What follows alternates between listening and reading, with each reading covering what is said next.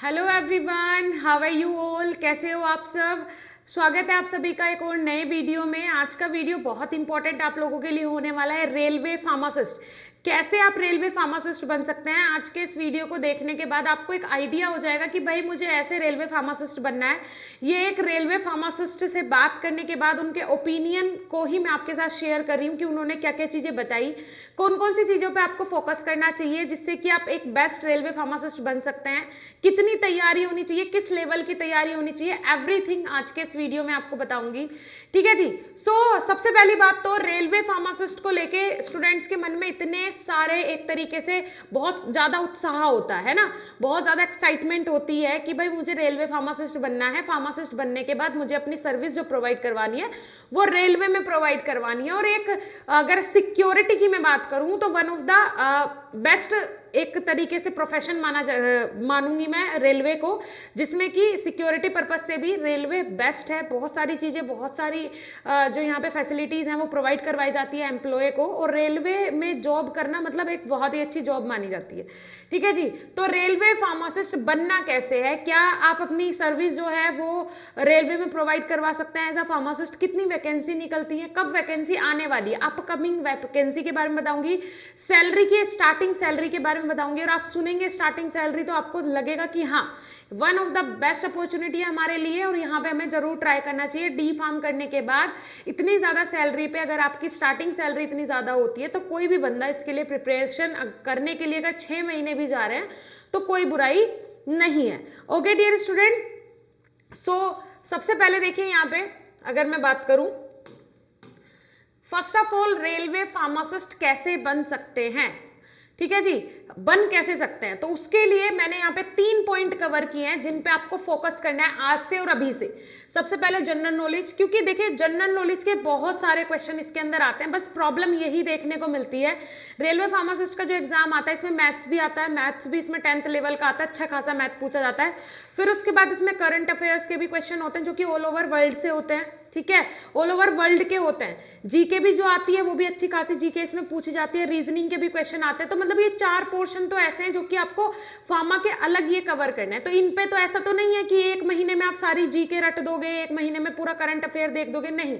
हाँ, current affair आप 1-2-6 महीने पहले तक का आप देख सकते हो, कोई दिक्कत नहीं है। लेकिन जनरल नॉलेज पे काम करना शुरू करो, 10th तक का मैथ सॉल्व करना शुरू करो अगर आपकी इच्छा है रेलवे में एज अ फार्मासिस्ट काम करने की। ठीक है जी, कोई दिक्कत वाली बात नहीं है। दूसरी, करंट अफेयर्स पे अपने काम करना है। ठीक है जी, करंट अफेयर्स में ऐसा नहीं भाई अगर 1 साल बाद वैकेंसी आ रही है तो तब का हमें करंट अफेयर देखना पड़ेगा, बट ये है कि करंट अफेयर्स पे अगर आप अभी से काम करना शुरू करोगे तो आपको एक आदत हो जाएगी, आप हैबिचुअल हो जाओगे उसके, कि जितना भी आसपास जो भी चीजें चल रही हैं, जो भी घटना चल रही है उसके बारे में आपको अपडेटेड रहना है। राइट, उसके लिए आप ऐसा तो नहीं है एकदम से आप अपना इंटरेस्ट जगा लोगे, नहीं। अगर आपका इंटरेस्ट है इस तरीके की करंट अफेयर्स वगैरह में तो अच्छी बात है, अगर नहीं है तो वो अपना इंटरेस्ट आज से अभी से जागरूक करना स्टार्ट करें।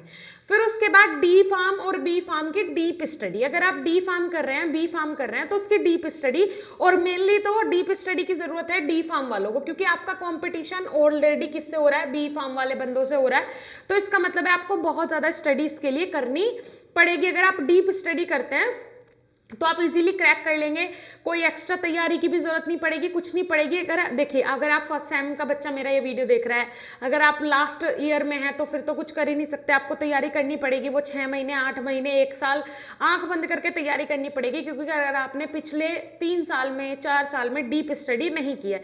बट अगर आप अभी, आपके पास 1-2 साल है तो आप अभी से अगर डीप स्टडी करना स्टार्ट करेंगे तो मैं श्योरली बोल सकती हूँ फर्स्ट अटैम्प्ट में आप ये एग्जाम क्लियर कर लेंगे। फर्स्ट अटैम्प्ट में, ये मेरी गारंटी है, पक्का आप ये एग्जाम जो है वो क्रैक कर लेंगे, कोई दिक्कत वाली बात इसमें नहीं होगी। ठीक है जी।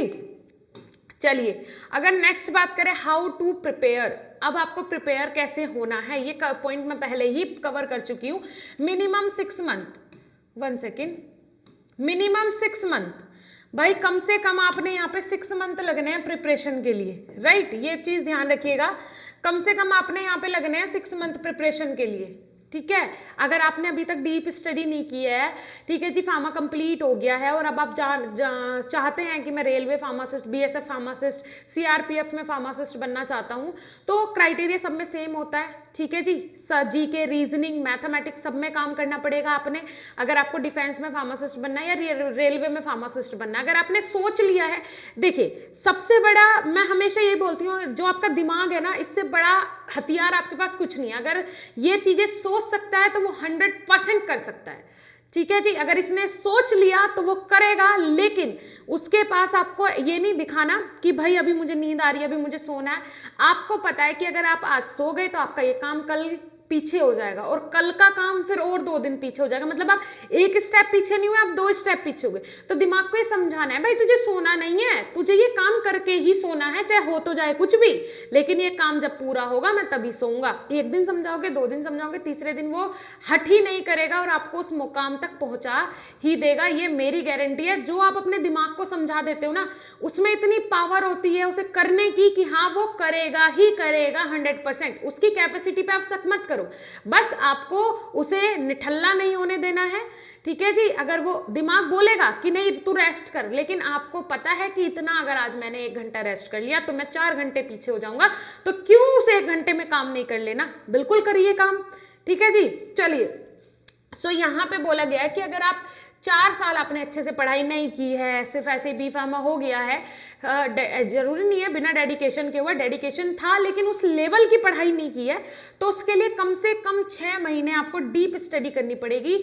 बिल्कुल जॉब वॉब को सबको भूल जाओ, 6 महीने बस किताबें उठाओ, पढ़ना शुरू कर दो, पढ़ना शुरू करो, डीप से पढ़ना शुरू करो। जो मेन सब्जेक्ट्स हैं मैं वो भी बताऊंगी अभी आपको कि कौन से मेन सब्जेक्ट और किस पे आपको फोकस करना चाहिए, तो अभी से आप फोकस कर सकते हो अगर आप अभी बैचलर आपकी चल रही है, ठीक है जी। तो यहाँ पे देखिए नेक्स्ट है आपका सब्जेक्ट्स, ठीक है जी। सब्जेक्ट्स कौन कौन से होंगे, तो सबसे पहले तो इंपॉर्टेंट जो है जनरल नॉलेज। आप किसी भी सेमेस्टर में हो, किसी भी लेवल पे भी हो, ये जनरल नॉलेज पे काम करना शुरू कर दो, बिना किसी हिचकिचाहट के जनरल नॉलेज पे अभी से और आज से काम करना शुरू करो। उसके बाद आ जाते हैं जो मेन सब्जेक्ट्स आपके हैं, जो कि आपके सब्जेक्ट्स हैं, जो कि बहुत इंपॉर्टेंट है भाई, जो आप पढ़ रहे हो अभी, तो उन पे आपको किस तरीके से काम करना है, उनमें से कौन से सब्जेक्ट होंगे जो कि इंपॉर्टेंट होंगे। सो उसके लिए मैं आपको बता दूं, फर्स्ट जो सब्जेक्ट होगा भाई, ये फर्स्ट जो सब्जेक्ट होगा ये होगा फार्माकोलॉजी, ठीक है। ये फार्माकोलॉजी होगा, ये 70% है। यहाँ पे थोड़ा सा ये यहाँ पे हो गया है मिस, चलो कोई नहीं, 70% है। सो देखो सबसे पहले आपने काम करना है किस पे जी, फार्माकोलॉजी पे आपने काम करना है। फार्माकोलॉजी में से 60 से 70% क्वेश्चन आते हैं, 60 से 70% जो पोर्शन होगा वो फार्माकोलॉजी का होगा। सेकेंड फार्मास्यूटिक्स, दूसरा आप काम कर सकते हैं फार्मास्यूटिक्स पे। अब आप बोलेंगे मैम फार्मेसी का जब 70% तक फार्माकोलॉजी ले जाएगा तो फिर बाकी के सब्जेक्ट्स, हाँ ये रियलिटी है। अगर आपने बीट करना है किसी भी कॉम्पिटेटिव एग्जाम में फार्मा सेक्टर में, सिर्फ फार्माकोलॉजी रट दो। केडी त्रिपाठी की क्लासिफिकेशन की बुक आती है, छोटी सी बुक है फार्माकोलॉजी की क्लासिफिकेशन के लिए स्पेशली वो बनाई गई है, सिर्फ वो रट दो, बड़े वाली केडीटी लेने की जरूरत नहीं है। लेकिन क्लासिफिकेशन पे इतना काम करो, क्लासिफिकेशन आपको सारे पता होने चाहिए, जो बी फार्म के सब उसमें है सिलेबस में है, डी फार्म के सिलेबस में पूरा क्लासिफिकेशन आपको पता होना चाहिए, राइट। अगर आपको वो चीज़ें पता है तो सीरियसली आप इसमें, हाँ मैं बोलती हूँ कि आपने 60% जो पेपर है ना वो क्लियर कर लेना है, अगर आप फार्माकोलॉजी पे अच्छी पकड़ कर लोगे।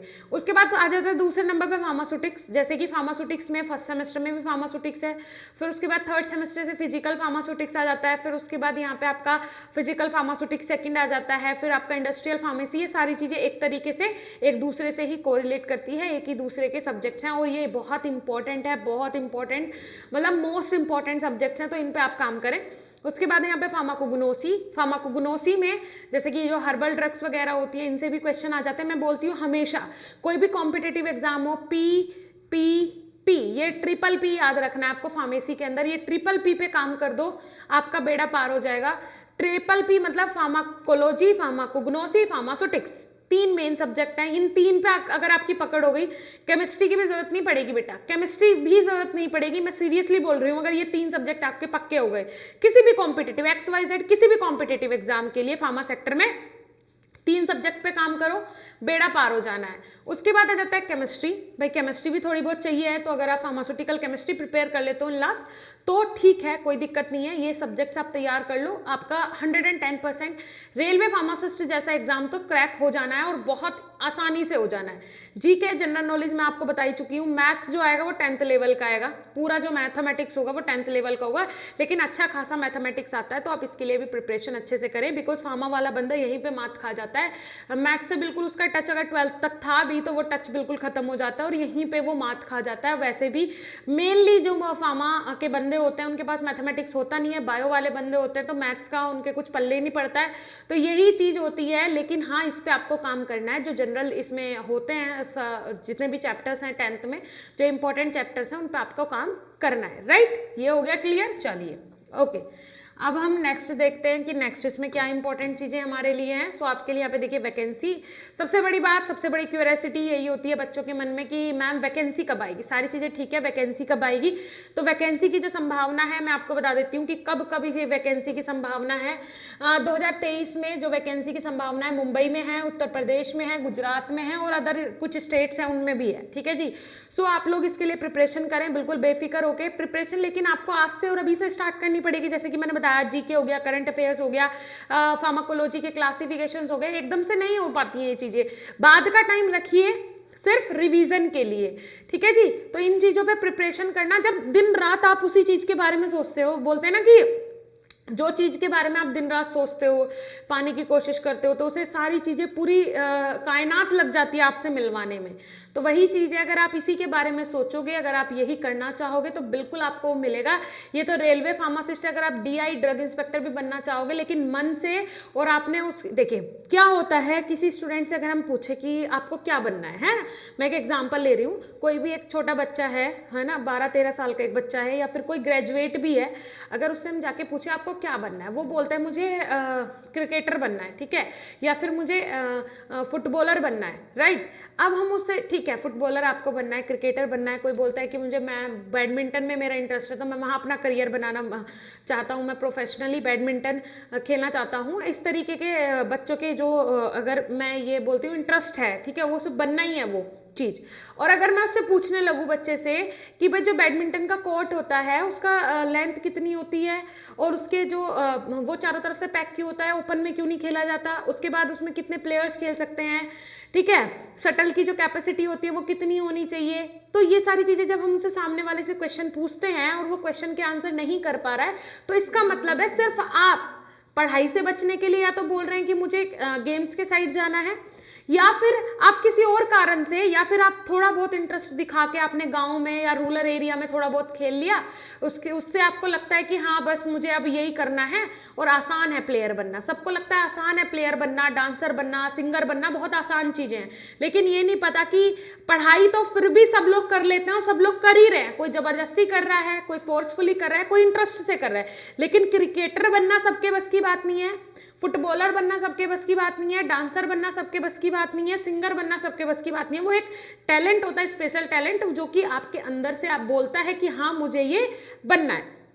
अब वहीं पे आ जाते हैं पीछे, तो अगर उस बच्चे से ये सारी चीज़ें हमने पूछ ली और उससे नहीं बताई जा रही है, तो इसका मतलब है कि वो उसका इंटरेस्ट तो है लेकिन वो उसे दिल से नहीं चाहता है। अगर वो दिल से चाहता तो उसे ये भी पता होता कौन से सन में इंडिया में इस पर्टिकुलर गेम के लिए गोल्ड मेडल आया था, कौन प्लेयर लेके आया था, फर्स्ट टाइम ये जो गेम है ये कब आया था, कहाँ पे आया था, कैसे क्या था, कितना कोच होता है, कितना उसका कितना लंबा कोर्ट होता है, कितने कोचेज होते हैं, सारी चीज़ें उस बंदे को पता होती, इफ अगर वो उससे प्यार करता है, अगर वो उसे पाना चाहता तो। लेकिन अगर आपके बोलने से हो जाएगा कि मुझे रेलवे फार्मासिस्ट बनना है और आपको पता ही नहीं है रेलवे फार्मासिस्ट बनना कैसे है, तैयारी कैसे करनी है, तो फिर कुछ नहीं हो पाएगा, ठीक है जी। आपको ये जुनून आज से और अभी से लाना पड़ेगा अपने अंदर, तभी आप देखो आपको पता है एडमिशन ले लिया बी फार्मा में, 4 साल बाद बी फार्मा हो भी जाएगी, सबको पता है, ठीक है जी। लेकिन उस 4 साल बाद क्या, 4 साल बाद क्या, बच्चे बेरोजगार घूम रहे हैं। वो बेरोजगार किसी कारण से नहीं घूम रहे। हमारे चैनल पे देखिए आप, इतनी जॉब वैकेंसी आती है फार्मा सेक्टर में, इतनी आती हैं। और दूसरी चीज, ये तो जॉब वैकेंसी वो है जो कि इंटरनेट के माध्यम से हमें मिल जाती हैं, लेकिन कुछ सेक्टर्स ऐसे भी हैं, प्राइवेट सेक्टर, हजारों सेक्टर्स ऐसे हैं जहाँ पे आप जाके डायरेक्टली अपना रिज्यूमे दीजिए, वहाँ पे आप जॉब कर सकते हैं। लेकिन फिर भी सब लोग बोलते हैं बेरोजगार है, सैलरी नहीं मिलती। अरे आप आज से और अभी से अपना टारगेट तो बनाइए, तभी ना आप जा पाएंगे वहाँ पे। अब आप 4 साल का वेट करते हैं, फिर हो जाती है बैचलर कंप्लीट, बढ़िया फेयरवेल मिल गई, उसके बाद लगता है बस डिग्री हाथ में आ गई, अब तो मैं दुनिया पे विजय हासिल कर लूंगा। कैसे करेंगे? कोई प्लान नहीं है आपके आपके पास, कैसे करेंगे? फिर एमआर बनना पड़ेगा, है ना। और एमआर बनने के लिए कितने सारे टैलेंट चाहिए होते हैं। लगता है लोगों को एमआर ऐसे ही बन जाते हैं, बहुत टैलेंट चाहिए होता है एमआर बनने के लिए भी, फार्मास्यूटिकल इंडस्ट्री में काम करने के लिए भी। तो बहुत सारी चीज़ें ऐसी हैं जो कि आपको आज से सोचना है कि मुझे 4 साल बाद क्या करना है। जो स्टूडेंट नहीं सोचता है वो फिर बोलता है कि मैं बेरोजगार हूँ। जो सोच के चलता है उसे टाइम ही नहीं लगता, 4 साल बाद उसने टारगेट सोच के रखा है, मंजिल उसे पता है, बस रास्ते बनाना है, 4 साल में रास्ते बना के साफ हो जाएगा और आप लोग देखते रह जाओगे। ठीक है जी, चलिए ज्ञान बहुत ज़्यादा हो गया, मुझे भी लग रहा है कि आप लोग बोलोगे कि मैम बहुत ज़्यादा ज्ञान दे दिया आपने। अब नेक्स्ट बात कर लेते हैं सैलरी, जो कि बहुत आप लोगों में होगा कि हाँ भाई सैलरी कितनी होगी, मेन थिंग यही है सैलरी, है ना। तो सैलरी, इसमें स्टार्टिंग सैलरी की अगर मैं बात करूं रेलवे फार्मासिस्ट की, तो ये बहुत बढ़िया होने वाली है जी आप लोगों के लिए। बढ़िया कैसे होने वाली है? 45,000 से 55,000 तक की स्टार्टिंग होती है, मतलब 50,000 के अबाउ ही स्टार्टिंग आपकी होती है। 45 to 55 मैंने एक एवरेज लिया है।